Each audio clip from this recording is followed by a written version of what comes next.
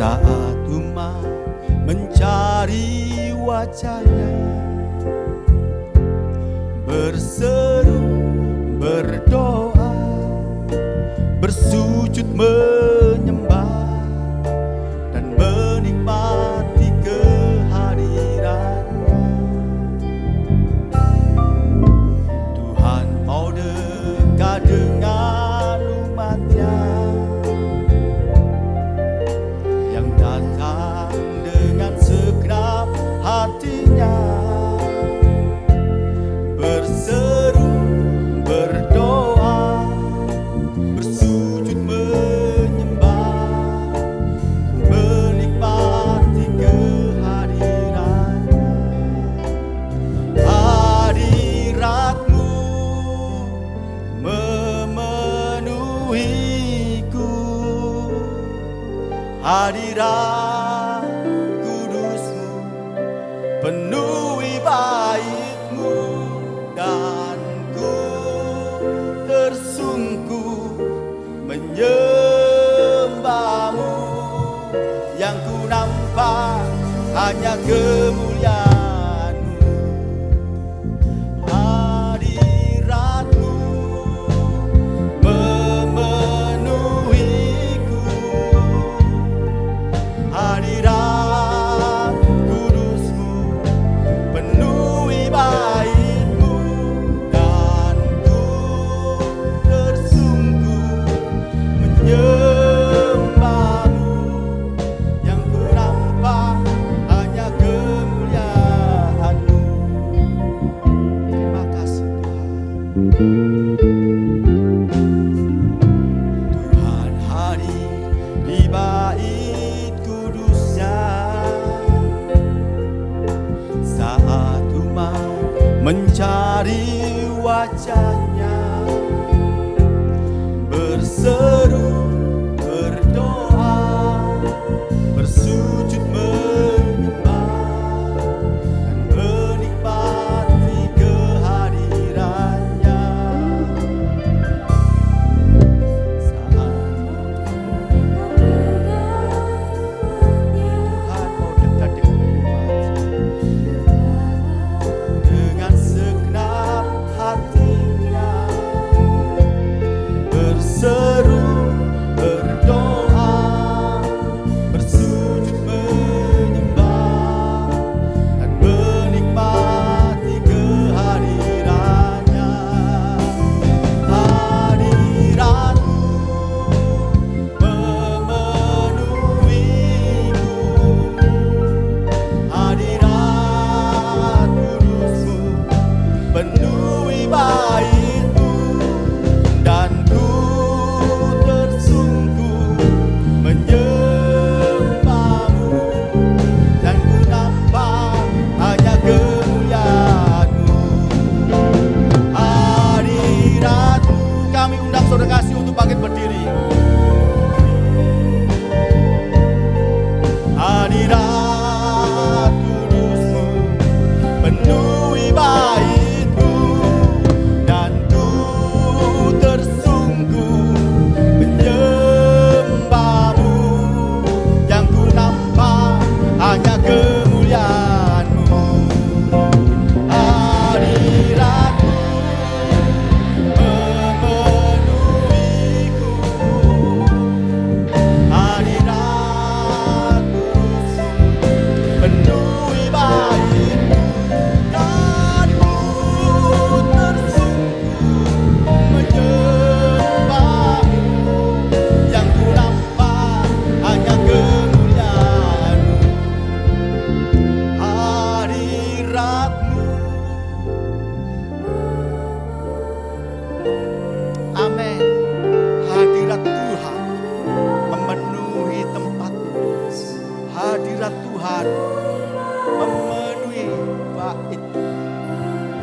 Haleluya. Hati kita bersyukur kepada dan ku nampak hanya kemuliaan. Hadiratmu memenuhiku. Amin.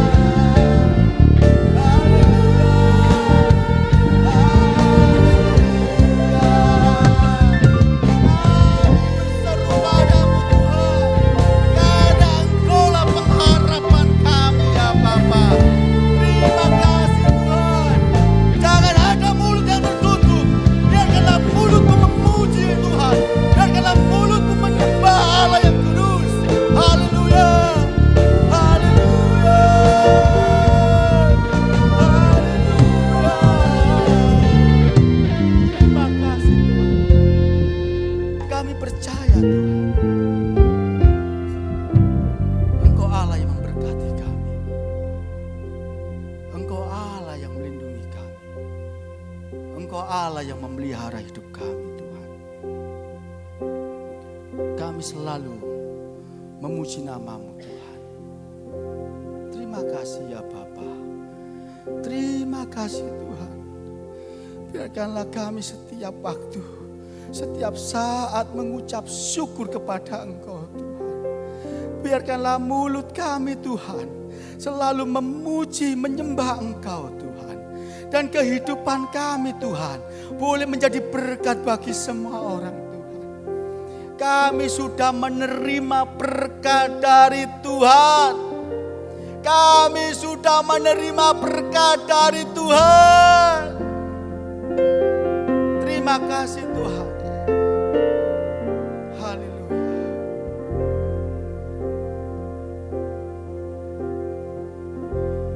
Kami memuji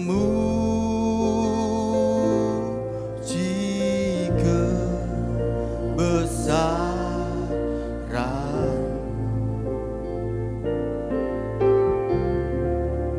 ajaib Tuhan, ajaib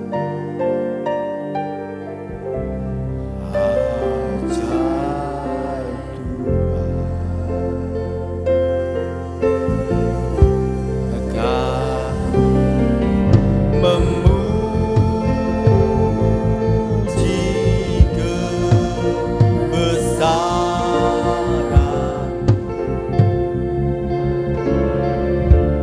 ajaib Tuhan, ajaib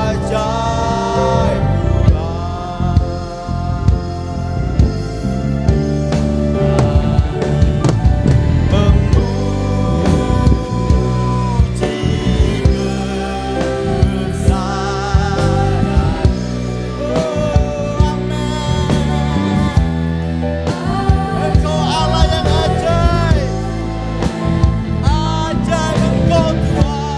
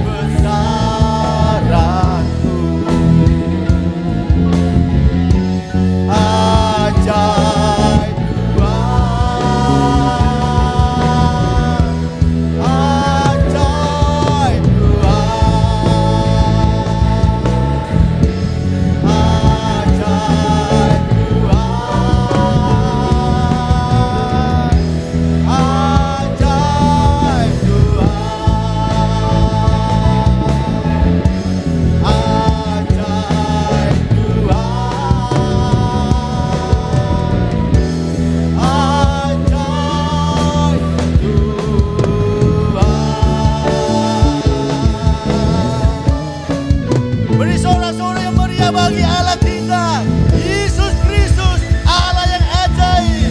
Haleluya. Allah kita Allah yang dahsyat. Amin. Kurang serentak ya. Allah kita Allah yang dahsyat. Amin. Haleluya.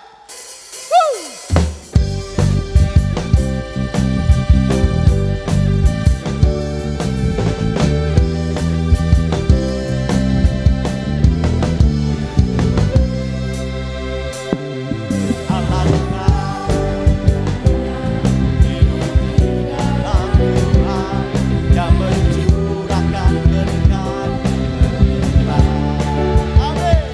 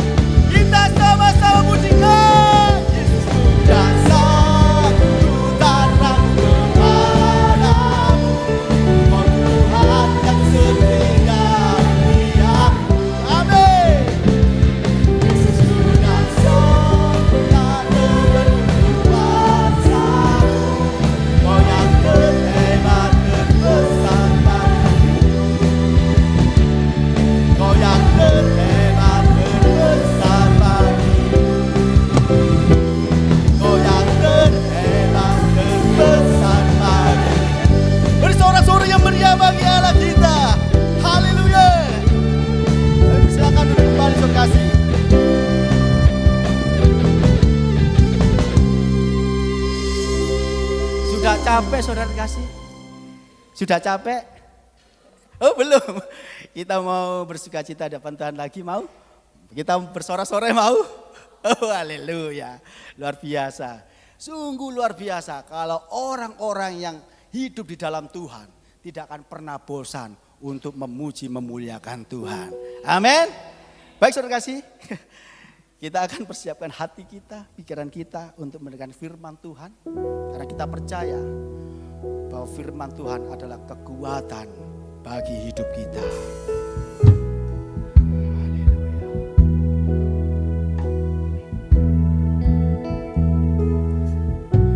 Terima kasih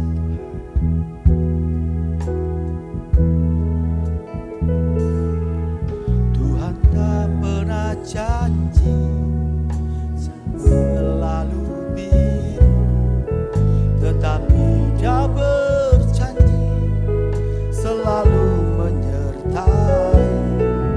Tuhan tak pernah janji jalan selalu rata, tetapi Dia berjanji berikan kekuatan. Jangan pernah menyerah, jangan berputus asa. Mujizat Tuhan ada saat hatimu.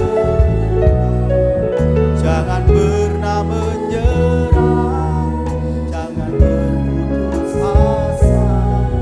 Mujizat Tuhan ada bagi yang setia dan percaya.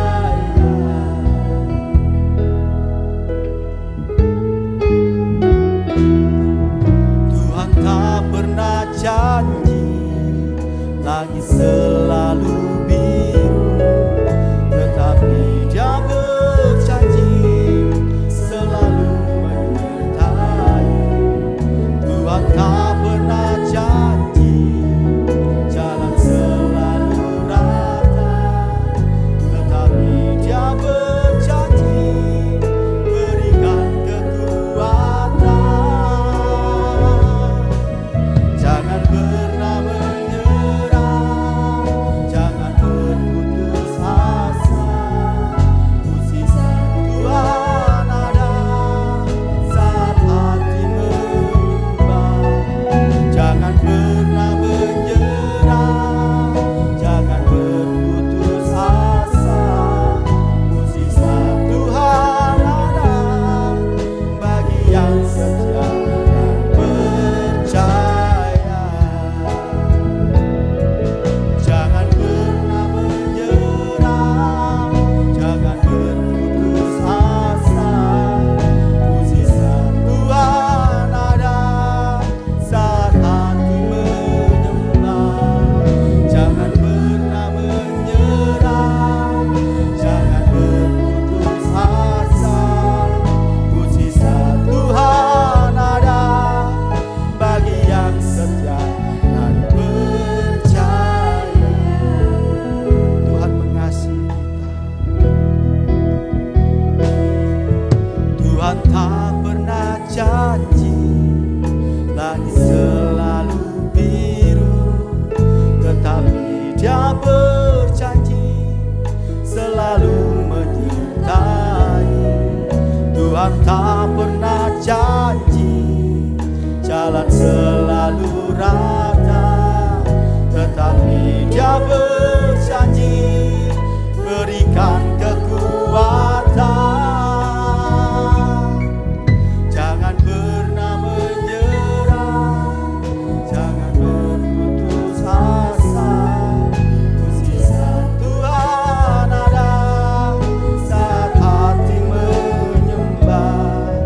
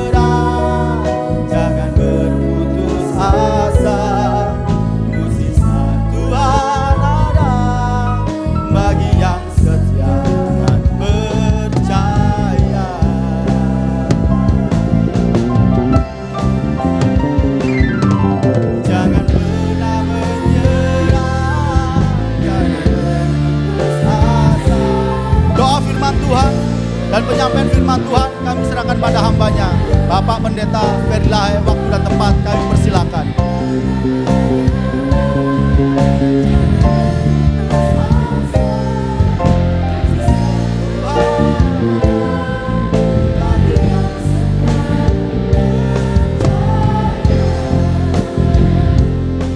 Mujizat Tuhan ada bagi yang setia dan percaya.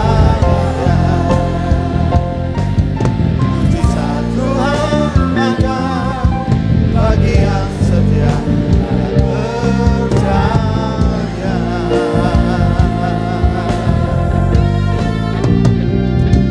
Terima kasih Bapak di sorga, kami percaya mujizat masih terjadi sampai hari ini. Itulah sebabnya kami tetap percaya kepada Tuhan. Apapun yang kami hadapi, kami percaya Tuhan punya solusi yang terbaik untuk kami. Apapun yang sedang kami hadapi hari ini, kami percaya tangan Tuhan yang kuat sanggup menolong kami. Karena itu hari ini ingatkan kami kembali akan kebenaran-Mu. Ingatkan kami kembali akan kebenaran firman-Mu. Dan kami percaya firman-Mu itu akan terus mengubahkan kami, menolong kami, memberikan kekuatan baru dalam hidup kami. Bahkan Tuhan, Engkau sendiri juga yang akan berbicara kepada kami lewat hamba-Mu. Roh Kudus menolong hamba-Mu untuk hamba-Mu boleh menyampaikan kebenaran firman-Mu dengan cara yang sangat-sangat sederhana. Sehingga semua kami boleh mengerti, kami pulang, kami diubahkan dan kami diberkati. Kami buka hati kami karena kami percaya Tuhan hadir di tengah-tengah kami dan kami siap diberkati oleh firman-Mu. Demi nama Tuhan Yesus, setiap kita yang telah siap diberkati firman Tuhan, sama-sama katakan amin. Puji Tuhan, silakan duduk kembali. Shalom. Puji Tuhan, mari hari ini kita mau belajar firman Tuhan kembali. Lihat dalam Injil Lukas pasal 17 di ayat yang ke-12 mulai kita baca sampai dengan ayat yang ke-19. Sekali lagi Injil Lukas pasal 17 kita baca ayat 12 sampai dengan ayat 19. Firman Tuhan berbunyi demikian. Ketika Yesus masuki suatu desa, datanglah 10 orang kusta menemui dia. Mereka tinggal berdiri agak jauh dan berteriak, "Yesus Guru, kasihanilah kami." Lalu ia memandang mereka dan berkata, "Pergilah, perlihatkanlah dirimu kepada imam-imam." Dan sementara mereka di tengah jalan, mereka menjadi tahir. Seorang dari mereka melihat bahwa ia telah sembuh kembali sambil memuliakan Allah dengan suara nyaring. Lalu tersungkur di depan kaki Yesus dan mengucap syukur kepadanya. Perhatikan. Orang itu adalah seorang Samaria. Lalu Yesus berkata, "Bukankah ke-10 orang tadi semuanya telah menjadi tahir? Di manakah yang 9 orang itu? Tidak adakah di antara mereka yang kembali memuliakan Allah selain daripada orang asing ini?" Lalu ia berkata kepada orang itu, "Berdirilah dan pergilah, imanmu telah menyelamatkan engkau." Yang percaya firman Tuhan sama-sama katakan amin. Nah saudara, hari ini kita akan belajar firman Tuhan tentang bersyukur. Nah ada beberapa orang berkata begini, Pak, bersyukur itu gampang Pak kalau kita lagi diberkati. Menurut saya itu statement tidak sepenuhnya benar. Karena kalau saudara melihat kenyataan hari ini ada banyak orang diberkati Tuhan pun tetap mengeluh. Ya. Ada orang berkata, "Pak, gampang bersyukur Pak kalau kita ini lagi sehat." Ya, tapi pada kenyataannya ada begitu banyak justru orang sehat ya yang mengeluh kepada Tuhan. Bahkan kalau saudara bandingkan, orang sehat itu lebih banyak dibandingkan orang sakit. Dan kebanyakan orang sehat justru yang paling banyak mengeluh. Ya, yang sehat hari ini bilang amin. Ya. Nah karena itu saya mau beritahu kepada saudara, bersyukur itu bukanlah sesuatu hal yang mudah untuk dilakukan. Ya, meskipun engkau berkata, "Pak, enak mengucap syukur Pak kalau semuanya lancar jaya, makmur jaya, sukses jaya." Tapi saya mau tetap berkata bahwa bukan kondisimu yang membuat engkau bisa gampang bersyukur. Tapi ada beberapa hal hari ini yang akan saya tunjukkan kepada saudara bahwa ada kondisi-kondisi tertentu yang penting kita perhatikan supaya kita bisa bersyukur. Yang pertama adalah begini, kalau saudara baca Alkitab, tidak ada satupun kata yang ditulis dalam Alkitab itu ditulis dengan meaningless, tidak punya arti. Saya percaya semuanya pasti ada artinya, termasuk ketika ada seorang kusta yang kembali bersyukur kepada Tuhan, disebutkan bahwa dia adalah orang Samaria. Nah, apa hubungannya orang Samaria dengan bersyukur?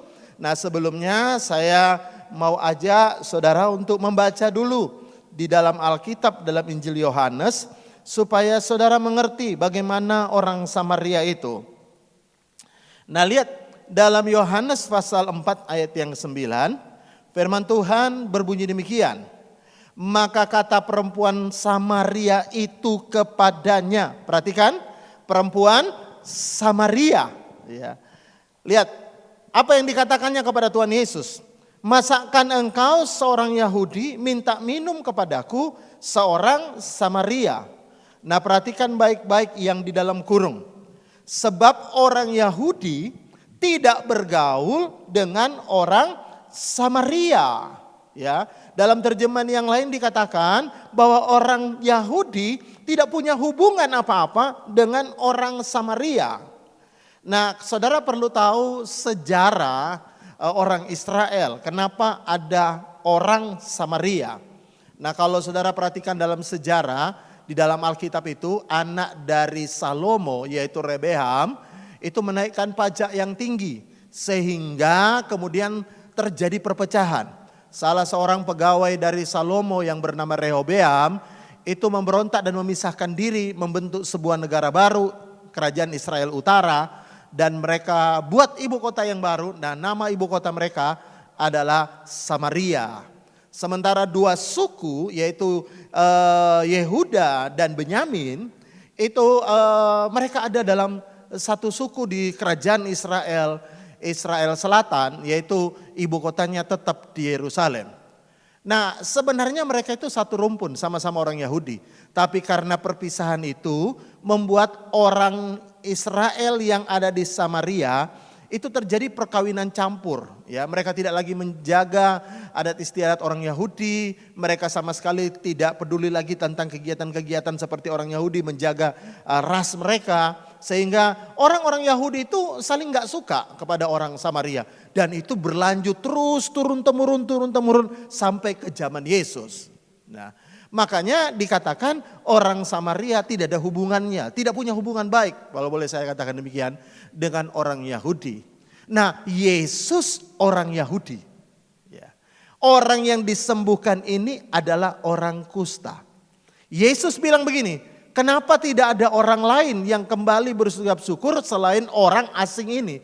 Artinya kemungkinan besar 9 orang yang lain itu orang Yahudi. Ya, cuma orang asing ini orang Samaria yang kembali. Nah, kenapa orang Samaria ini bisa bersyukur? Karena dia tahu betul apa yang disebut dengan anugerah. Ya. Anugerah adalah sebuah pemberian yang tidak pantas kita terima. Itu namanya anugerah. Kalau saudara kerja 30 hari di sebuah perusahaan, Anda dapat gaji, itu bukan anugerah. Ya. Tapi sesuatu yang tidak pantas engkau dapat, itu disebut anugerah. Nah, orang Samaria ini merasa bahwa dia sebenarnya gak pantas disembuhkan oleh orang Yahudi, dalam hal ini Yesus. Tapi kemudian Yesus mau menyembuhkan dia. Makanya oleh karena itulah dia merasa bahwa dia dapat anugerah. Makanya dia kembali bersyukur kepada Tuhan Yesus. Nah, banyak orang lupa ya, bahwa hidup kita ini adalah hidup karena anugerah. Ya, banyak orang berkata, Pak, kepalaku pusing Pak, mikirin persoalan saya. Pak, persoalan saya besar Pak, bikin dasku cekot-cekot Pak. Saya mau berkata kepada Anda, dengar ya. Bersyukurlah kalau kepalamu pusing, karena itu artinya engkau masih dapat anugerah punya kepala. Yang punya kepala bilang amin. Ya kan? Nah, kalau engkau berkata, Pak, saya pusing Pak dengan pekerjaan saya. Nah, kalau engkau lihat pekerjaanmu ya engkau pusing. Tapi kalau engkau lihat anugerah, bahwa engkau masih diberi Tuhan pekerjaan, itu yang membuat orang bisa bersyukur. Kalau orang berkata, Pak, saya pusing dengan keluarga saya pusing dengan suami saya pusing dengan istri saya. Itu artinya Anda punya suami, Anda punya istri. Kalaupun Anda berkata, Pak, saya pusing dengan anak saya pusing Pak, anak saya kayak gini. Anda mestinya bersyukur dan lihat bahwa Anda masih dikasih anugerah Tuhan punya anak. Ada juga orang berkata, Pak, saya pusing dengan pelayanan Pak. Aduh Pak, pelayanan saya kayak gini. Saya mau beritahu, Anda mesti sadar bahwa pelayanan itu anugerah. Kalau Anda pusing karena pelayanan, itu berarti Anda masih diberi Tuhan anugerah untuk melayani Tuhan. Jangan lihat pusingnya, lihat anugerah Tuhan yang luar biasa yang Tuhan berikan di dalam hidupmu. Karena itu apapun situasi kondisimu, Anda dan saya tetap bisa bersyukur kalau Anda selalu melihat anugerah Tuhan yang luar biasa dalam hidup kita. Yang percaya katakan amin. Nah, yang kedua saya mau tunjukkan kepada saudara, kenapa sih orang itu sukar untuk bersyukur? Nah, kalau saudara baca dalam Alkitab, lihat sama-sama dulu dengan saya, Kisah Rasul pasal 28 ayat yang ke-15. Kisah Rasul pasal 28 ayat 15. Nah, firman Tuhan berkata demikian. Nah, ini perjalanan Paulus ya. Saudara-saudara yang di sana telah mendengar tentang hal ihwal kami. Hal ihwalnya itu apa? Yaitu sesuatu yang terjadi di pasal 27. Nanti saya akan jelaskan di sana. Dan mereka datang menjumpai kami sampai ke Forum Apius dan Tres Teberne. Ketika Paulus melihat mereka, perhatikan kalimat ini. Ketika Paulus melihat mereka, ia mengucap syukur kepada Allah. Lalu apa akibatnya dia mengucap syukur? Kuatlah hatinya. Ya. Nah, ini yang jadi menarik karena Paulus lihat seseorang, dia bisa bersyukur loh. Ya. Ada orang bilang gini, Pak, saya kalau lihat mukanya orang itu tekanan saya darah naik Pak. Saya biasanya normal Pak, saya biasanya makan sayur-sayuran aja. Kalau lihat mukanya dia, tekanan saya darah sampai naik Pak, 200/120. Ya kan? Pak, saya kalau lihat dia Pak, tiba-tiba saya yang bahagia bisa jengkel Pak. Ya, tapi ada orang-orang tertentu yang Anda lihat, Anda bisa bersyukur. Ya, nah ini jadi masalahnya adalah begini saudara ya. Ya kadang kita ini fokus ke sesuatu yang salah. Dengar ya, dunia ini penuh dengan orang-orang yang menjengkelkan. Yang setuju bilang amin. Ya kan? Anda gak bisa pungkiri, Pak saya ini jengkel di pekerjaan. Di gereja pasti gak ada orang menjengkelkan. Sopo sing ngomong. Di mana-mana pasti ada orang-orang yang menjengkelkan. Yang bisa bikin tekanan darahmu naik. Ya, tapi Paulus bilang begini. Aku melihat dia, aku mengucap syukur. Artinya gini, keputusan di tangan Paulus untuk apa dan melihat siapa. Ya. Dan karena itu Paulus memilih untuk melihat sesuatu yang membuat dia bisa bersyukur. Nah, saya mau tunjukkan apa pilihan Paulus. Kalau saudara baca di dalam pasal 27 ya. Lihat sama-sama dengan saya. Ayat 20, lihat pasal 27 ayat 20. Firman Tuhan berkata begini.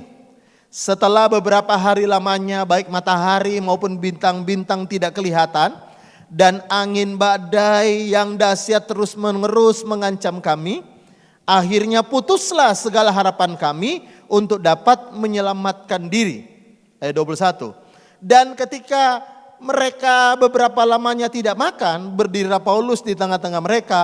Dan berkata, saudara-saudara, sekiranya nasihatku dituruti, supaya kita jangan berlayar dari kereta, kita pasti terpelihara dari kesukaran dan kerugian ini. Ya, tetapi sekarang juga dalam kesukaran ini, aku menasehatkan kamu supaya kamu tetap bertabah hati sebab tidak ada seorang pun di antara kamu yang akan binasa kecuali kapal ini. Nah, ayat 23. Karena tadi malam seorang malaikat dari Allah, yaitu Allah yang aku sembah sebagai miliknya, berdiri di sisiku. Dan perhatikan ayat 24. Dan ia berkata, janganlah takut Paulus, engkau harus, saya ulangi, engkau harus. Saya senang kata Alkitab ini ditekankan harus menghadap kaisar. Dan sesungguhnya oleh karunia Allah, maka semua orang yang ada bersama-sama dengan engkau di kapal ini akan selamat karena engkau. Jadi Paulus itu punya dua pilihan hidup. Dia mau melihat kenyataan bahwa hari ini dia sedang terombang-ambing di lautan, atau dia mau melihat masa depan yang Tuhan siapkan untuk hidupnya, yaitu ketemu dengan kaisar. Saudara, tidak bisa dipungkiri setiap hari kita akan hadapi banyak masalah silih berganti. Tapi saya mau beritahu kepada saudara, dengar ya, Anda punya pilihan lihat masalahmu hari ini atau lihat sesuatu di depan yang Tuhan siapkan dalam hidupmu. Saya percaya semua orang punya mimpi. Di sini banyak anak-anak muda. Dengar, kalau engkau punya mimpi yang besar, maka engkau juga harus tahu ada konsekuensi dari mimpimu.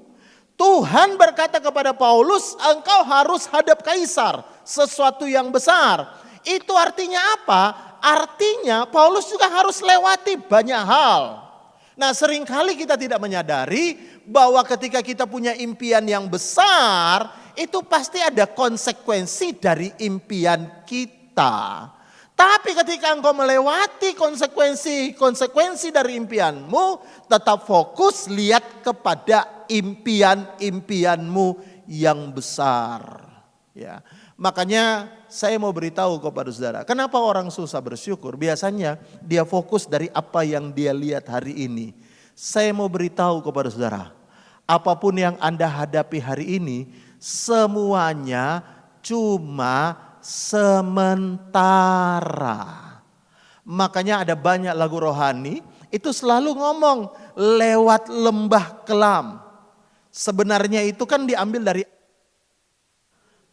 lembah kelam, itu diambil dari ayat Alkitab. Kita cuma lewat, tidak permanen tinggal dalam lembah kekelaman. Makanya saya mau beritahu kepada saudara, hari ini harusnya Anda berkata begini, apapun yang kau lihat hari ini semuanya akan berubah. Besok bisa tiba-tiba terjadi perubahan. Minggu depan bisa terjadi tiba-tiba perubahan. Karena itu jangan mengeluh untuk apa yang kau hadapi hari ini. Karena besok bisa terjadi sesuatu yang luar biasa Tuhan berikan dalam hidupmu. Jadi saya ulangi lagi ya. Kenapa orang susah bersyukur? Yang pertama, orang itu tidak menyadari bahwa hidupnya itu adalah hidup karena anugerah. Bahkan dalam bahasa Latin, kata gratitude itu sebenarnya dalam bahasa Inggris, itu dipakai akar kata bahasa Latin, dipakai kata gratia tulisannya, grazia. Ya, kalau orang-orang Spanyol biasanya berterima kasih, mereka ngomong gracias. Nah, terima kasih banyak, gracias muchos. Ya, itu bahasa Spanyol. Ya, tapi saya mau beritahu, dari kata gracias itu kemudian timbul kata sola gracia. Sola gracia artinya semua karena anugerah. Lalu di dalam bahasa Inggris kita kemudian kenal kata gratitude atau grateful yang kemudian kita mengerti artinya bersyukur, terima kasih. Ya. Jadi yang pertama tadi saya mau sampaikan, Anda nggak bisa bersyukur kalau Anda nggak menyadari bahwa hidupmu karena anugerah. Yang kedua, Anda gak bisa bersyukur kalau Anda fokus dengan masalahmu hari ini. Anda harus fokus tentang masa depan. Ya, makanya gak heran ya orang Israel itu ketika mereka ada di Mesir, mereka berdoa minta supaya dikeluarkan dari Mesir. Ya kan?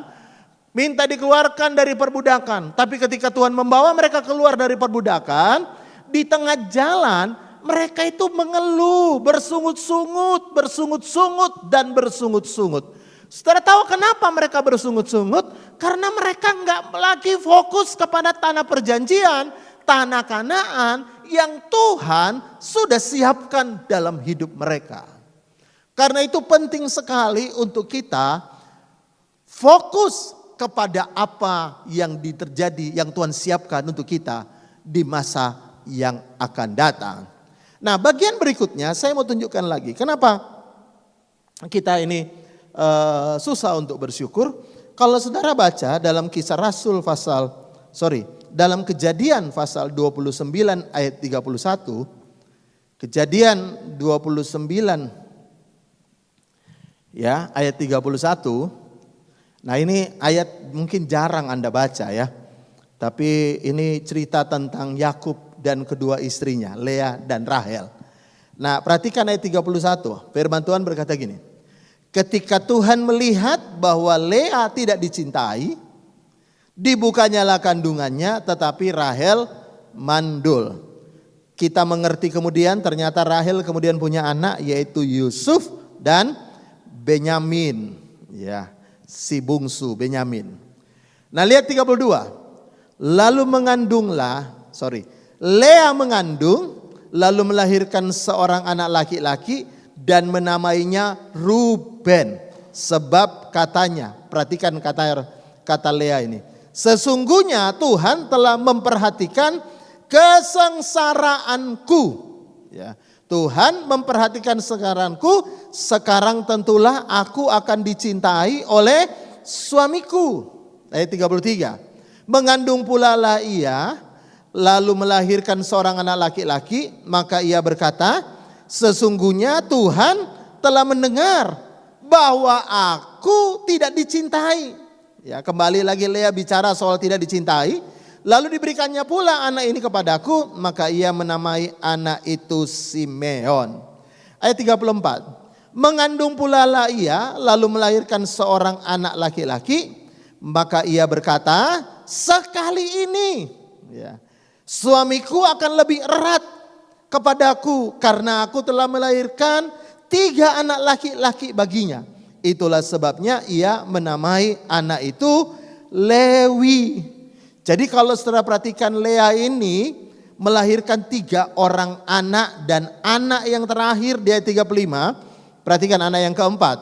Mengandung pula lah ia, lalu melahirkan seorang anak laki, maka ia berkata, kali ini, saya ulangi, Lea berkata, sekali ini aku akan bersyukur kepada Tuhan. Itulah sebabnya ia menamai anak itu Yehuda. Sesudah itu ia tidak melahirkan lagi. Nah, ini menarik saudara tentang Lea. Ya. Lea itu diberi anak 4 orang laki-laki oleh Tuhan. Saudara tahu orang Yahudi itu mirip-mirip dengan orang Chinese ya. Mereka mungkin lebih suka anak laki-laki karena membawa nama suku ya. Nah, dengar ya. 3 kali Lea diberkati Tuhan dengan anak laki-laki, tapi perhatikan, setiap kali Lea dapat berkat anak laki-laki, dia selalu mengaitkan berkat itu dengan masalah yang sedang dia hadapi. Apa masalah Lea? Kalau saudara tadi perhatikan, Lea itu bolak-balik ngomong, aku ini tidak dicintai, aku ini tidak disayang, wah aku ini tidak dicintai suamiku. Bolak-balik dia ngomong kayak gitu. Dan saya mau beritahu kepada saudara ya, dengar. Makanya kemudian dikasih berkat sekalipun, dia tetap fokus kepada masalahnya. Makanya berulang-ulang dapat berkat pun, dia tidak bisa bahagia. Karena dia selalu fokus kepada masalahnya. Dengar, namanya orang hidup pasti punya masalah. Yang punya masalah bilang amin. Ya. Nanti kalau kita pulang ke rumah Tuhan, Alkitab berkata tidak ada lagi air mata, tidak ada lagi tangisan, tidak ada lagi persoalan. Ya. Nanti kalau kita pulang ke sorga. Tapi selama kita hidup di dunia, kita itu pasti akan selalu hadapi masalah. Tetapi perhatikan baik-baik ini. Di tengah masalah pun selalu Tuhan memberkati kita. Yang percaya katakan amin. Nah, makanya kan begini, ya, dengar. Ada orang itu diberkati sekalipun dia tetap fokus ke masalah yang sama. Ya. Beberapa waktu yang lalu saya pernah cerita juga ke Anda di tempat ini, ada seorang omah kalau boleh saya katakan demikian. Ya, umur 70 tahun datang kepada saya setelah saya khotbah di sebuah persekutuan doa. Dia lalu cerita kepada saya, dia panggil saya Verly karena anaknya seumuran dengan saya. Dia panggil saya Verly, ya. Tante mau bercerai. Saya ketawa karena saya tahu umurnya udah 70 tahun. Lo mau cerai umur 70 tahun. Sama-sama bilang, wes kasep. udah keterlaluan kan 70 tahun. Ngapain tunggu 70 tahun? Ya. Lalu dia cerita, "Aduh, suamiku ini mata keranjang. Matanya selalu keranjang, ya. Matanya ini waduh enggak bisa lihat cewek, bahkan dia berapa kali selingkuh." Ya. Tapi dengar, suaminya itu dulu memang begitu. Tapi suaminya udah berubah, udah bertobat. Ya. Tapi tante ini tetap fokus ke masalah. Meskipun hari ini suaminya udah baik sekalipun, tetap fokus ke masalah. Ya. Nah, banyak orang kayak gitu kan, ya. Punya suami udah bertobat, tetap aja cerita masa lalu. Yang difokusin aja kayak gitu. Ada masalah yang 20 tahun lalu terjadi, sampai hari ini diingat, fokus aja di situ. Dia lupa ada begitu banyak berkat Tuhan yang lain yang Tuhan sudah bukakan dalam hidupnya. Ya, mereka lupa bahwa sebenarnya di balik semua apapun yang mungkin Tuhan izinkan sudah terjadi, ada begitu banyak hal yang baik yang Tuhan berikan dalam hidup kita. Makanya saudara tahu ya, ketika saya memberkati pemberkatan nikah di gereja, saya waktu konseling pranikah, saya selalu kasih mereka 2 kertas. Satu saya suruh mereka tulis, sebutkan kebaikan calon pasanganmu yang kau suka sampai kau menikah. Yang kedua, saya suruh mereka tulis, sebutkan kekurangan pasanganmu. Mayoritas orang yang akan menikah selalu menulis lebih dari 5 tentang kebaikan pasangannya. Dan biasanya mereka cuma menemukan 2 dari kekurangan pasangannya waktu konseling pranikah. Waktu mau nikah ini, waktu masih pacaran. Ya. Kenapa? Makanya begini, ada bahkan yang minta, "Pak, saya bisa tambah kertas, Pak." Saya pengen tambah kertasnya kurang. Saya mau sebutkan kebaikan pacar saya. Ya. Kenapa saudara tahu? Kenapa mereka bisa sebutkan banyak? Karena apa? Mereka fokus di situ. Ya. Ada istilah itu red card theory. Sudah pernah dengar istilah red card theory? Ya, ketika Anda pulang ke rumah ini, ya, lalu saya kasih tahu, setiap Anda yang lihat 1 mobil merah di jalan, saya akan transfer 100.000. Sama-sama bilang ini cuma contoh. Jangan sampai pulang Anda tagih saya, Pak Verly, kemarin saya lihat mobil merah, tolong ditransfer. Saudara tahu red card theory itu begini, ya. Kalau Anda fokus lihat mobil merah, maka di jalan Anda akan selalu lihat mobil merah. Ya, itu namanya red card theory. Apapun yang Anda fokus, Anda akan selalu lihat di situ. Ya. Tapi kalau Anda nggak fokus, 10 mobil merah lewat di depan Anda nggak perhatikan karena nggak fokus. Ya. Nah, waktu pacaran, kenapa orang bilang, "Pak, waktu pacaran kami ini sangat cocok, Pak. Kenapa setelah menikah nggak cocok? Pak, waktu pacaran kayaknya lebih happy daripada menikah." Masalahnya di sini, waktu pacaran Anda nggak pernah fokus terhadap kekurangannya. Anda selalu lihat tentang kebaikannya. Makanya kan ada seorang mama bilang sama anak perempuannya, "Kamu jangan kawin dengan dia. Dia itu pemain judi." Anak perempuannya dengan luar biasanya berkata, "Iya betul dia pemain judi, tapi kan dia selalu menang. Lihat dia masih bisa lihat hal positif di balik hal negatif. Makanya dia mau kawin." Ya kan? Nggak apa-apa mama, tapi kan dia selalu menang. Loh, tapi kan dia nggak kerja. Tapi kan meskipun dia nggak kerja, hari ini loh dia antar jemput saya. Daripada saya bayar Gojek, mumpung ada pacar yang antar jemput saya dan bisa jaga saya. Lihat loh, selalu ada hal positif yang bisa orang lihat ketika masih pacaran. Makanya pacaran happy. Ya. Loh, dia itu loh suka mabok. Gak apa-apa, dia kalau habis minum dia langsung tidur. Gak kayak orang lain teriak-teriak di jalan cari masalah. Dia langsung tidur loh. Lihat. Orang selalu masih lihat hal positif di tengah-tengah hal negatif. Makanya orang pacaran lebih bahagia daripada orang nikah. Ya. Tapi lihat kalau orang udah nikah. Positifnya gak pernah dilihat. Yang setuju bilang amin. Ya. Yang dilihat negatifnya, negatif. Itu sama ketika Anda baru masuk dalam pekerjaan. Gimana kerjaan di tempat ini? Wah, luar biasa pekerjaan ini. Bosnya baik. Waduh, gajinya luar biasa. Rekan kerjanya bagus semua. Enak Pak semuanya. Itu karena masih baru. Dan Anda coba fokus ke hal yang baik. Gimana pelayanan? Oh, pelayanan di sini bagus loh. Ya. Luar biasa pelayanan ini. Semuanya orang baik, semuanya orang ramah. Waduh, semuanya orang luar biasa. Itu karena Anda fokus ke hal-hal yang baik. Ya, sebenarnya sudah ada nggak orang menjengkelkan dari ketika pertama engkau masuk kerja? Udah ada. Cuma Anda nggak fokus saja. Udah ada nggak orang menjengkelkan ketika Anda masuk dalam pelayanan? Sama-sama bilang dengan saya, banyak. Ya. Tapi Anda nggak fokus ke situ. Makanya kenapa orang itu lebih bahagia ketika masa pacaran? Karena dia fokus di kelebihannya, kekurangannya dia abaikan. Tapi setelah nikah dia fokus kekurangannya. Ya, kamu kok nggak bisa kayak gini sih? Kamu udah gini. Yang pacarin, loh dari dulu aku kayak gitu. Kamu kan tahu aku pemain judi dari dulu. Tapi dulu kau menangan. Sekarang kok ente-entean KB, kalah terus. Saudara tahu kenapa? Karena Anda fokus selalu di lemah, di kekurangan. Karena itu kenapa kita nggak bisa bersyukur? Anda nggak bisa lihat sesuatu yang baik. Kenapa? Karena kita fokus selalu di kekurangan dan masalah.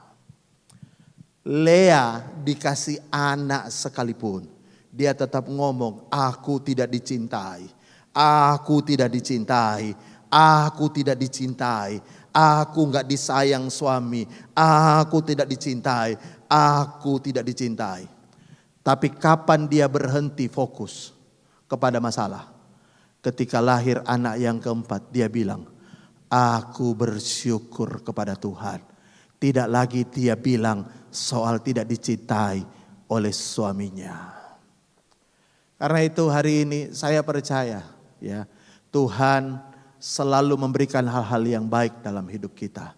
Kalau saudara mau jujur hari ini, lihat kehidupanmu. Makanya ada lagu yang selalu berkatakan, hitung berkatmu. Gimana sih lagunya itu? Hitung berkatmu satu-satu. Ya.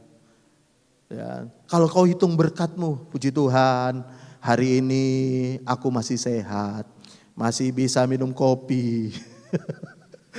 Masih bisa nikmati hal yang baik. Bisa bilang amin? Nah, kalau Anda bisa lihat itu, waduh. Makanya Anda gak perlu jadi miliarder untuk bahagia.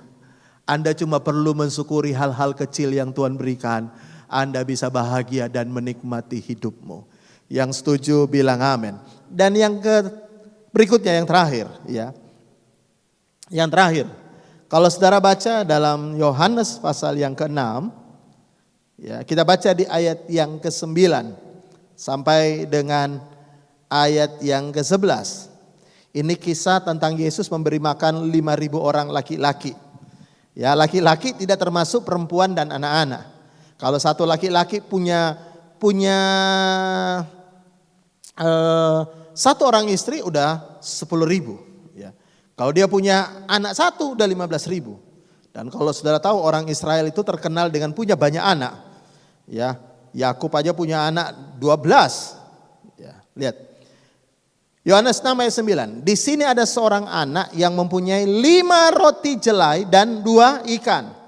Tetapi apa artinya untuk orang sebanyak ini? Kata Yesus, suruhlah orang-orang itu duduk. Adapun di tempat itu banyak rumput, maka duduklah orang-orang itu kira-kira 5.000 orang laki-laki. Nah perhatikan, 5.000 orang laki-laki dengan roti cuma 5 dan 2 ekor ikan. Lalu ayat 11. Lalu Yesus mengambil roti itu, lalu Yesus marah. Kok camene to? Senggenae 5 roti untuk 5.000 orang, senggena ya. Ya meskipun kamu pengen apa ya, tapi mana cukup. Gak bisa ini, gak bisa, gak cukup. Tapi Alkitab berkata Yesus ngambil yang sedikit ini disertai dengan ucapan syukur. Saya bilang amin. Saudara pernah lihat gak orang dikasih duit marah? Terima duit lo marah. Loh saya gini toh. Oh, cuma gini, aku di tempat lain bisa dapat banyak. Loh, Anda dapat berkat aja marah-marah. Ya. Nah, Yesus kasih contoh, dapat berkat dikit mengucap syukur dan dengar ucapan syukur membuat roti yang dikit ini terjadi multiplikasi, terjadi mujizat. Saya percaya yang bisa ngubah keadaan kita itu ucapan syukur. Mengeluh tidak buat hidupmu jadi lebih baik. Mengeluh tidak membuat ubah keadaan kita. Ya, coba aja Anda gak punya duit mengeluh. Apa besok kemudian ada uang? Enggak juga. Ya. Coba aja Anda sakit Anda mengeluh. Apa Anda sembuh? Tambah parah iya. Ya. Tapi kalau Anda bersyukur, Alkitab berkata terjadi mujizat luar biasa.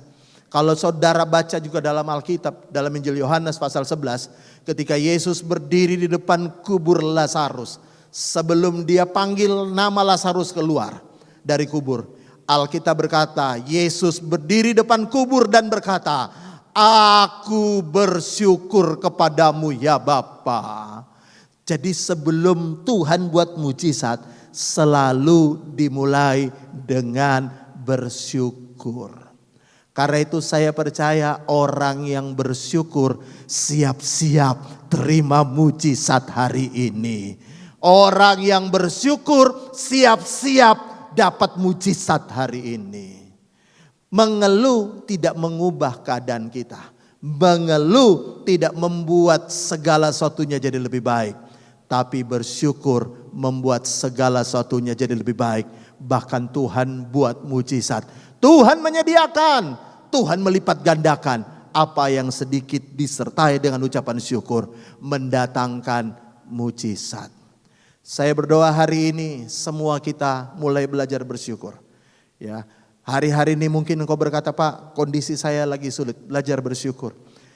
Dan kau akan lihat, sekali lagi, siap-siap terima mujizat hari ini. Yang percaya katakan amin. Saya tidak akan perpanjang firman Tuhan. Mari kita mau berdoa bersama. Bapa, terima kasih buat kebenaran-Mu hari ini. Kami percaya kebenaran-Mu memerdekakan kami. Dan kami percaya lewat ucapan syukur kami hari ini, kami diajarkan bahwa hidup kami adalah hidup karena anugerah. Ada banyak hal yang tidak pantas kami terima, tapi Tuhan berikan dalam hidup kami. Karena itu kami mau belajar fokus ke hal-hal yang baik, bukan ke masalah. Karena kami tahu masalah kami cuma sementara.